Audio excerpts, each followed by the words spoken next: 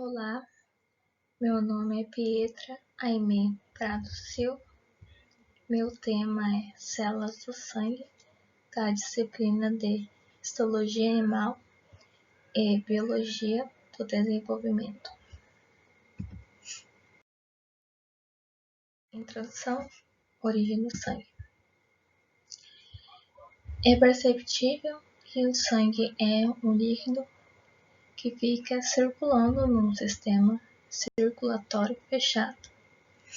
E em relação ao sangue, pode-se citar a hematopoiese. O que é a hematopoiese? Ela é uma estrutura que tem relação desde o começo da gestação, da fase gestacional da célula do embrião, como no caso,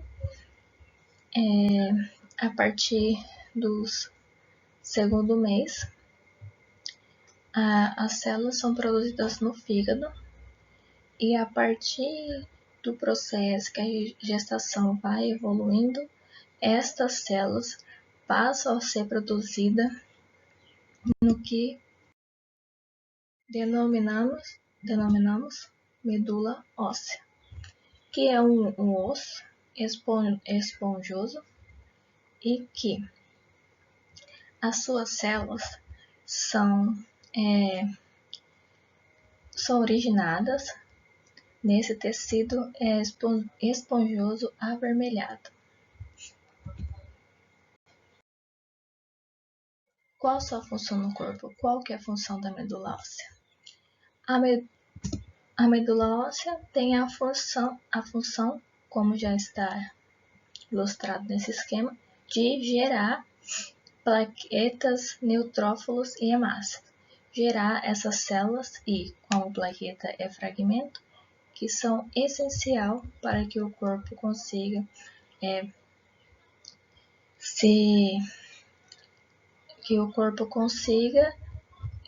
funcionar de maneira correta. Mas, no caso, e se o indivíduo ele perde a capacidade da medula óssea fazer esse processo de origem das células, o que acontece? Por exemplo, um indivíduo X tem adquirido problema no decorrer da vida na medula óssea. A medula óssea dele parou de produzir células. O que acontece? Como já foi citado anteriormente, as células que no período da gestação eram produzidas no fígado, se o indivíduo X perdeu essa capacidade, a medula óssea perdeu a capacidade de produzir essas células, significa que essas células vão voltar a ser produzidas no fígado, ressaltando que não é da mesma intensidade, o processo de produção não é da mesma forma, não é tão eficiente como seria na medula óssea, porque a medula óssea foi originada, foi estabelecida para ter essa determinada função. Essa função é da medula óssea. No caso, o fígado pode chegar a exercer essa função. Pode exercer, mas obviamente que não terá a mesma capacidade, a mesma eficiência que teria se fosse na medula óssea. Ressaltando também que conforme o indivíduo se desenvolve desde o período gestacional até o seu processo de nascimento, e entre outros, e até o seu processo da etapa final da vida, nascimento e morte, significa que essa medula vai estar com ele, presente, fazendo essa função, desde o seu nascimento até a sua morte, e assim sucessivamente.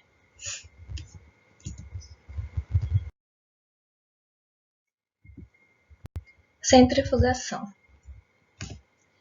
O processo de centrifugação do sangue é extremamente importante. No caso, quando um indivíduo quer descobrir o que é composto o plasma, qual a sua característica, ele coloca o sangue em um recipiente denominado como tubo de ensaio. Assim, após esse processo, esse tubo de ensaio é colocado em uma centrífuga que vai girar em uma velocidade tão alta que vai fazer o sangue se separar simultaneamente. E após esse processo de separação do sangue, ele será dividido em 3 etapas, como o plasma, que vai ser abordado a seguir, que tem abundância maior em relação a essas 3 etapas, como uma pequena camada designada como leucócitos e plaquetas, e por fim, o eritrócitos. Plasma e sua composição. Como está ilustrado aqui, o plasma compõe 55% do sangue, né? E o plasma ele possui uma coloração amarelada. O plasma é rico em água, possui 90% de água em relação ao plasma e o sangue.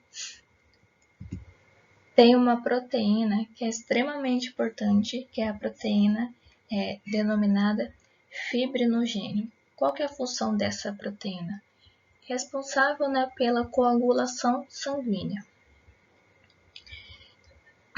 E ressaltando que o plasma ele tem uma função que é de extrema importância quando se trata do nosso organismo, que é garantir o transporte de nutrientes pelo nosso corpo. O que é uma célula? Célula é uma junção de unidades de colônia que vai desempenhar das funções no organismo. Funções que são prescritas precisamente só para elas. Só elas podem desempenhar aquelas determinadas funções. Só elas possuem essas características. Só elas podem fazer essas determinadas funções que são essenciais para o corpo. Células vermelhas. Em relação às células vermelhas, podemos citar uma, que é a hemácia. A hemácia ela é extremamente importante quando se trata do oxigênio, entre outros.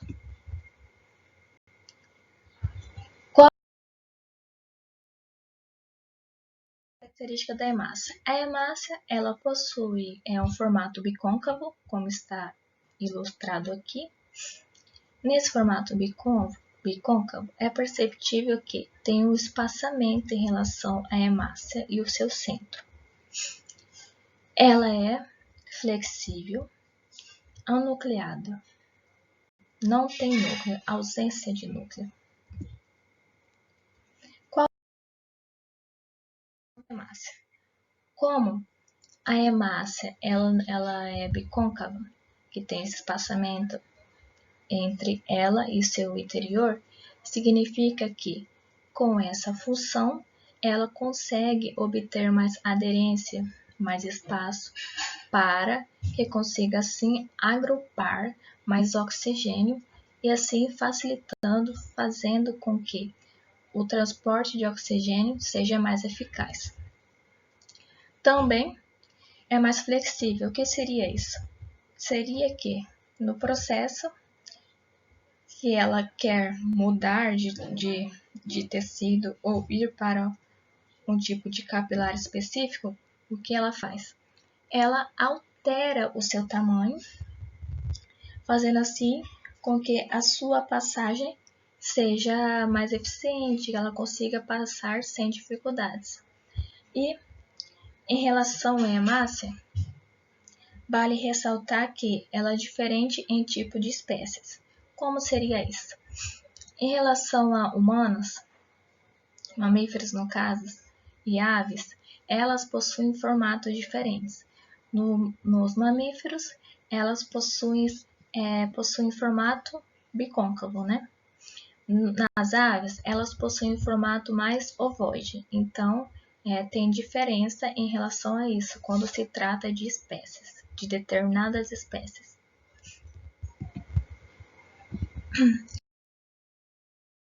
Células brancas. As células brancas são denominadas como as células de defesa do organismo.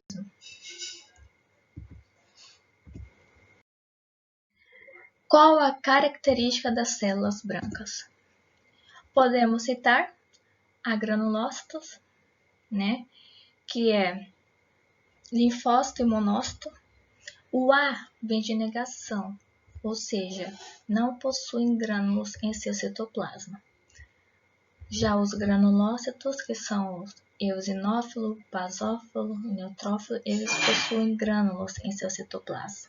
Mas o que isso diferencia neles? São apenas em relação ao seu formato, Pois uma célula tendo grânulo ou não, isso não vai mudar a sua função, o seu papel, que é de fazer, que é de defender o organismo contra células invasoras e corpos estranhos. Elas vão, independente disto, dependente destas características, ambas irão efetuar a mesma função, que é de defesa, de um organismo. Em relação às células do sangue, podemos citar o neutrófilo. É uma célula arredondada, assim faz fagocitose também. O que seria a fagocitose? A fagocitose, podemos dar um exemplo da ameba. A ameba, quando ela quer capturar um alimento para si, ela engloba aquele alimento dentro do seu interior. No caso dos neutrófilos, ele também tem essa função, mas não em relação a alimento, em relação a micro-organismos, corpos estranhos, células invasoras. As células que não pertencem ali, como que elas fazem isso? No mesmo exemplo da ameba, elas englobam o micro-organismo dentro do seu interior, de forma que, a partir deste, ela consegue deixar os micro-organismos, os vírus, inativos. Basófilo. Seus grânulos possuem histamina. O que seria essa proteína histamina? Essa proteína é extremamente importante quando se trata do combate ao processo alérgico e a resposta anti-inflamatória. Menos frequente em humanos. Se for comparar o indivíduo com uma outra espécie, é perceptível que, após a comparação, um humano ele terá apenas 2% de basófilo em seu organismo, do que se você comparar com um outro animal. E, em relação ao mesmo, pode-se citar que, em relação a indivíduos que possuem processos de alergia constantemente, essa taxa de basófilo no seu organismo, ela irá dobrar para tentar combater, mandar resposta alérgica para as outras células, para elas se juntarem e conseguir combater essa alergia. Também faz a fagocitose.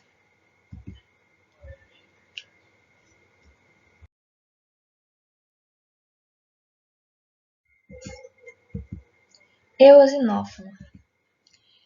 Ele tem uma ação muito importante quando se trata de parasitas. O que seria? Um indivíduo vai e faz um exame, ele vai no estabelecimento e faz o exame. Após pegar o resultado desse exame, ele vê que a sua taxa de eosinófilo está além do comum, está alta. Isso significa dizer que após essa conclusão, esse resultado do exame, ele pode estar com verme no organismo. Podemos citar até no caso da solitária, ressaltando que ele também tem imunidade até em certos parasitas. E também faz o processo de fagocitose. O monócito. O monócito ele tem uma característica que é extremamente importante. O que seria? Só o monócito consegue efetuar essa função quando se trata da fagocitose do monócito. O que seria? Quando o monócito, o monócito ele tem uma função que ele fica alojado em vasos, nas paredes dos vasos do organismo. No caso, quando o monócito ele identifica, ele analisa e vê que tem um micro-organismo ali naquela região, em um determinado tecido, o que ele faz? Ele pega e se migra para esse tecido que está com um determinado micro-organismo. Como ele faz isso? Se diferenciando de macrófagos. E aí, por isso que fagocitose e macrófagos têm uma relação, pois o monócito ele só consegue fazer a fagocitose se ele se transformar em macrófago. Por isso que é uma característica que só o monócito tem, porque ambos que foram citados, nenhum precisa se transformar em macrófagos para fazer essa função. Só o monócito que faz isso, ou seja, é uma característica única dele. Linfócitos.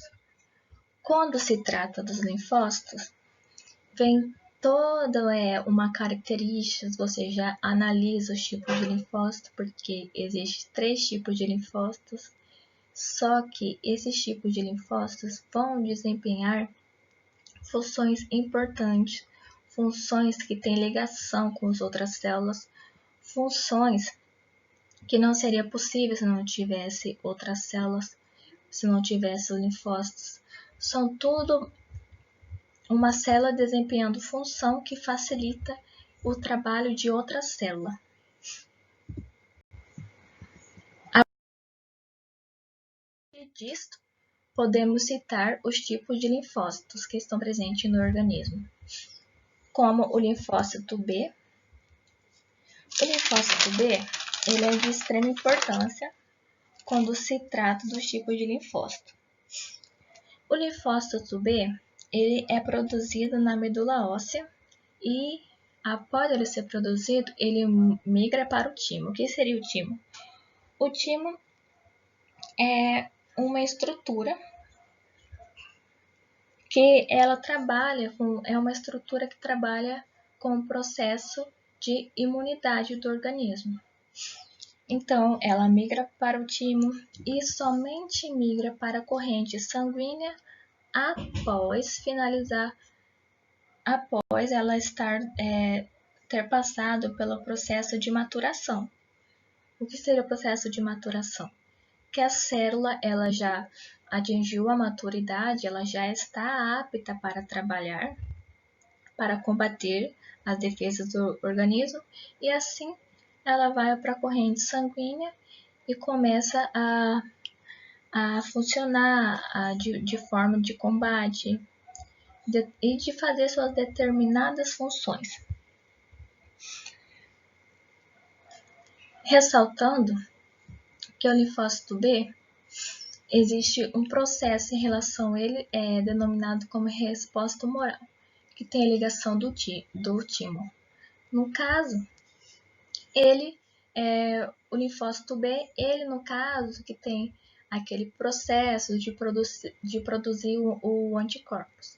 No caso, o linfócito B, ele produz o anticorpos e aí faz o processo que vai dar origem aos outros e assim.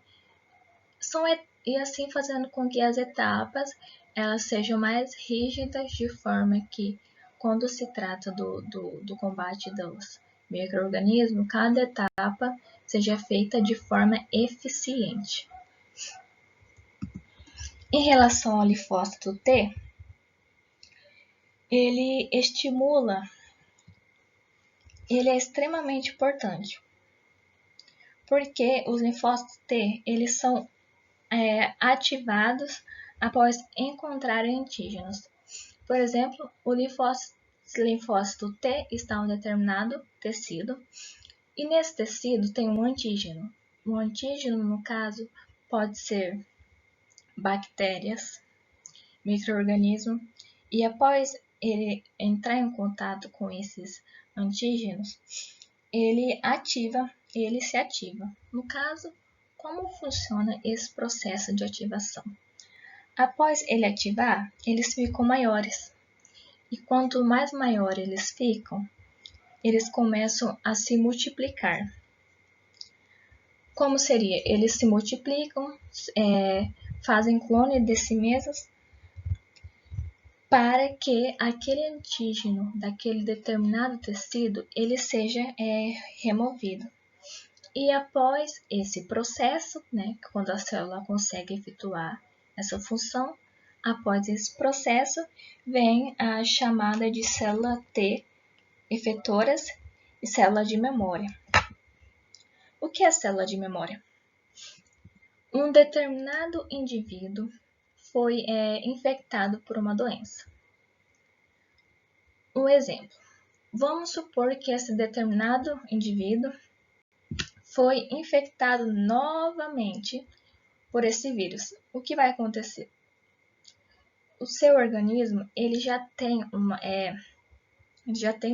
gravado nas células que esse vírus já entrou no seu organismo, nas células que sobraram, porque se for analisar, quando o linfócito T ataca as outras células, grande parte delas sofrem apoptose. No caso, ambas se suicidam.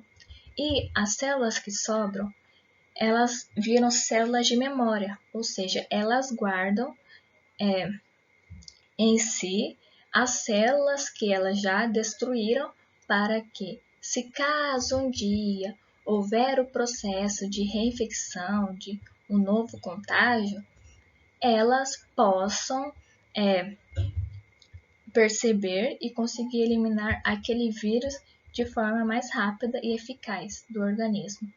No caso, é como se elas adquirissem imunidade em relação àquele antígeno, àquele vírus. Enfim,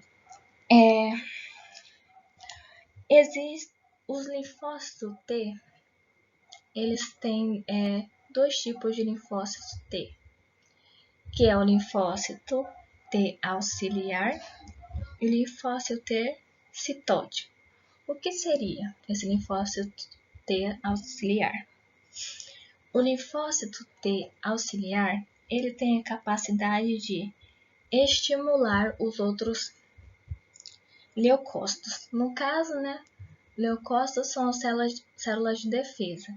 E esse linfócito T, ele vai estimular essas células em relação a algum antígeno, a algum vírus, e fazer elas se multiplicar, com isso fazendo elas atacar esses antígenos, fazendo com que eles sejam destruídos do organismo, eles sejam fagocitados, entre outros. Em relação ao linfócito T cetótico, ele secreta uma proteína chamada perforina e granzina. O que seria a perforina? Após ele secretar a perforina, faz com que essa proteína abra um buraco, abra um espaço, no citoplasma, na membrana plasmática de um agente estranho, fazendo com que danifique a sua estrutura. E após ele liberar essa proteína, ele libera a granzina. Ele entra dentro dessa célula, após o espaço da membrana, e libera a granzina. O que seria a função da granzina? A granzina, após ela entrar em contato com a membrana plasmática do vírus, ela vai pegar e fazer a célula, induzir a célula a sofrer a apoptose. Então, no caso, vai fazer o suicídio dessa célula. Partindo deste, existe o linfócito NK, não menos importante, tem uma habilidade imprescindível, muito necessária. O que seria? Ele tem uma estrutura que só é presente nele. Nenhum tipo de linfócito possui essa estrutura. Somente o linfócito NK, que seria... ela age de duas formas distintas, né? O linfócito NK, dentro dele, possui grânulos que contêm proteínas que auxiliam a destruição das células-alvos. No caso, quando as células NK elas são ativadas, esses grânulos que contêm essas proteínas são liberadas ao redor dessa célula-alvo. Ao redor dessa célula-alvo, podemos citar geralmente corpos estranhos, vírus.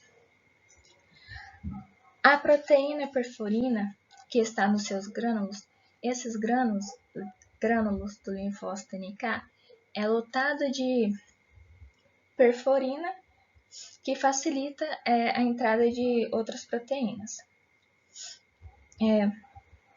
Ele também tem relação, né, com grânulos granzinas. E aí faz com que essas proteínas induzem a apoptose das células. No caso, essas proteínas fazem a célula também, induzem essa célula a cometer o que chamamos de apoptose, no caso, o suicídio da mesma. E dessa forma, faz com que essas células sejam eliminadas.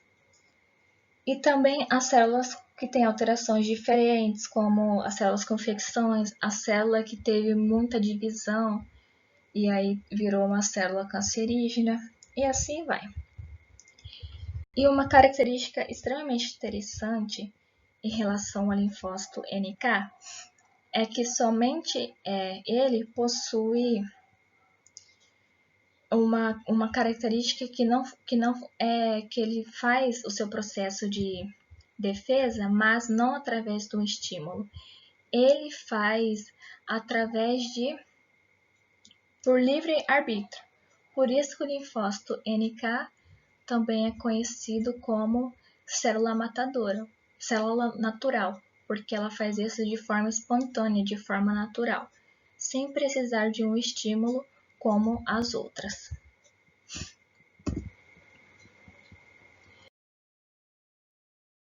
Funções do sangue. Em relação a funções do sangue, podemos citar alguns processos, como o transporte de substâncias e gases. O que seriam esses processos? Na corrente sanguínea, no sistema circulatório fechado, existe a passagem de oxigênio e gás carbônico, como O2 e carbono.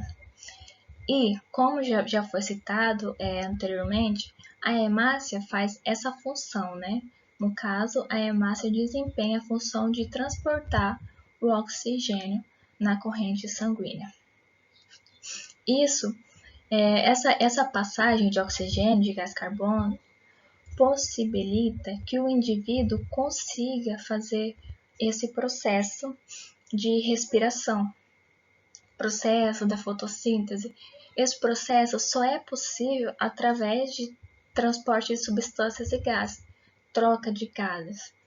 Porque se não tivesse essa passagem de oxigênio no sangue, não ocorreria esse processo que temos hoje de respiração, de trocas gasosas, ou seja, todos esses processos que temos aí é fundamental para que ocorra esse transporte de substâncias e gases. Transporte de células. Como já foi citado, é extremamente importante, né, esse transporte de células, pois com ele o organismo consegue se manusear, funcionar de forma correta. Transporte de nutrientes. Além do sangue transportar células, gases, ele também transporta nutrientes. Pode até citar em relação ao plasma, né, que o plasma transporta nutrientes que são fundamentais em relação a funções do sangue, esse processo sanguíneo.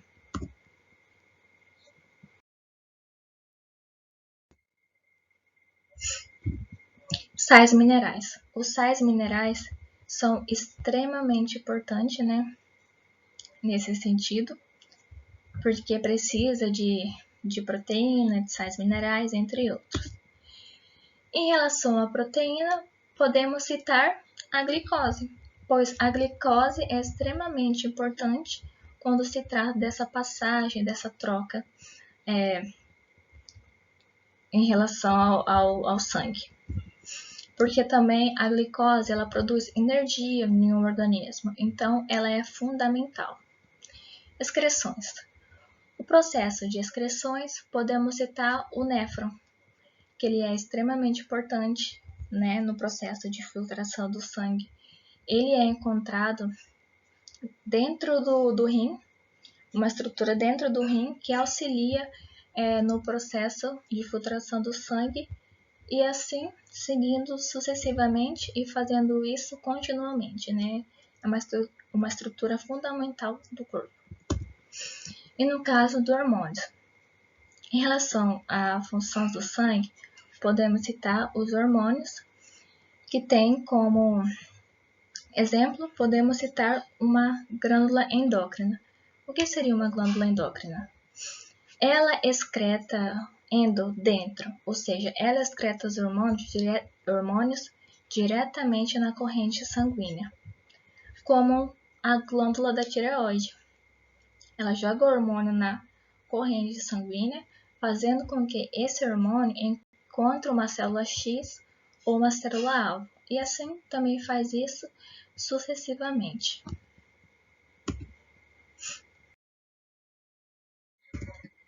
Plaquetas. A plaqueta é responsável pela coagulação sanguínea. Tem formato de disco, né, que facilita sua locomoção. A plaqueta é anucleada, ou seja, não tem núcleo. Isso faz com que seu tempo de vida seja menor, porque tem ausência, ela não tem DNA. Formato de disco. Ou seja, em relação às células citadas, vale ressaltar que a plaqueta ela não é uma célula, ela é apenas um fragmento. E com isso, eu concluo a minha apresentação dessa disciplina sobre o tema células do sangue. Obrigada.